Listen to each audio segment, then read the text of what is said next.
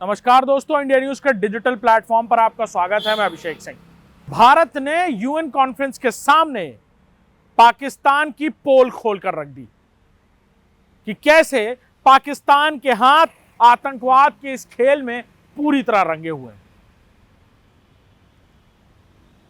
UN में भारत की उप स्थायी प्रतिनिधि योजना पटेल ने यूएन कॉन्फ्रेंस के सामने यानी यूएन के सामने ये बात रखी कि कैसे पहलगाम अटैक हो या 26/11, हर बार पाकिस्तान कैसे क्रॉस बॉर्डर टेररिज्म यानी सीमा पार आतंकवादियों को भेजकर भारत में अलग अलग घटनाओं को कारित कराता रहा है। अटैक की प्लानिंग और फंडिंग में भी पाकिस्तान का पूरी तरह हस्तक्षेप रहा है और न सिर्फ पाकिस्तान की खुफिया एजेंसी आईएसआई बल्कि पाकिस्तान की पॉलिटिकल स्टैब्लिशमेंट भी इसका सपोर्ट करती है। सबूत के तौर पर योजना पटेल, जो भारत की यूएन में उप स्थायी प्रतिनिधि हैं, उन्होंने बताया कि ख्वाजा आसिम, जो पाकिस्तान के रक्षा मंत्री हैं, उनकी तरफ से बाकायदा दिए गए एक इंटरव्यू में यह कहा गया कि कैसे पाकिस्तान न सिर्फ आतंकवाद और आतंकवादियों को सपोर्ट करता है बल्कि उनकी हिमायत के साथ साथ उन्हें पीछे से फंडिंग भी करता है। इस इंटरव्यू के कुछ अंश यूएन के सामने रखे गए भारत की उप स्थायी प्रतिनिधि की तरफ से और ये बात बताई गई कि कैसे यूएन में बाकायदा सबूत रखते हुए उस इंटरव्यू के कुछ अंश जिसमें भारत के खिलाफ रक्षा मंत्री जहर उगल रहे हैं और बता रहे हैं कि कैसे आतंकवाद और आतंकवाद के मुद्दे पर पाकिस्तान कैसे आतंकवादियों के पक्ष में है, कैसे भारत में जो दहशतगर्दी का माहौल फैलाने की सालों से कोशिश की जा रही है उसमें पाकिस्तान कैसे, किस तरह से और कितनी अंदर तक इन्वॉल्व है।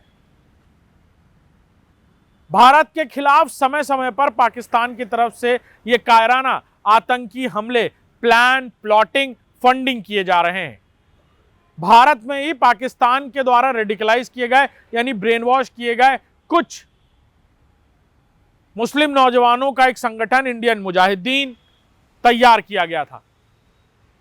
वहीं बीते वक्त में यानी 1990 के दशक में या उससे पहले लश्कर ए तैयबा और हिजबुल मुजाहिदीन जैसे संगठन कश्मीर में दहशतगर्दी फैलाने के लिए वहां के माहौल को पूरी तरह तनावपूर्ण रखने के लिए यह संगठन काम करते रहे।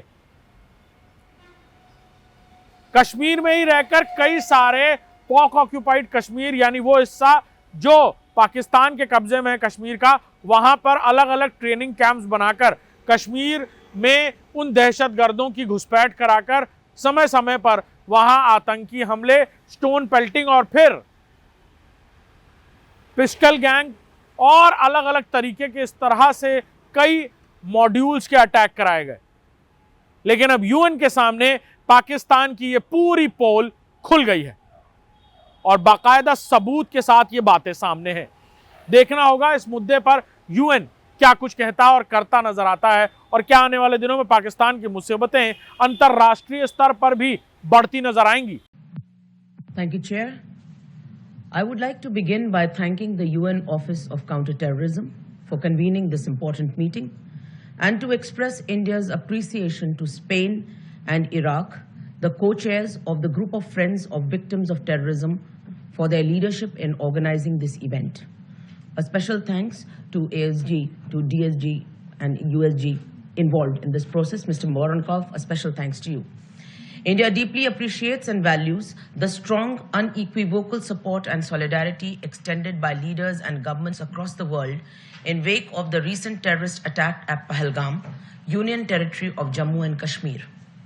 This is a testimony to the international community's zero tolerance for terrorism. The Pahalgam terrorist attack represents the largest number of civilian casualties since the horrific 26/11 Mumbai attacks in 2008. Having been a victim of cross-border terrorism for decades, India fully understands the long-lasting impact such acts have on victims, their families, and society. As the UN Security Council in its statement has said, perpetrators, organizers, financiers, and sponsors of reprehensible acts of terrorism must be held accountable and brought to justice. Acts of terrorism are criminal and unjustifiable, regardless of their motivation, wherever, whenever, and by whomever committed.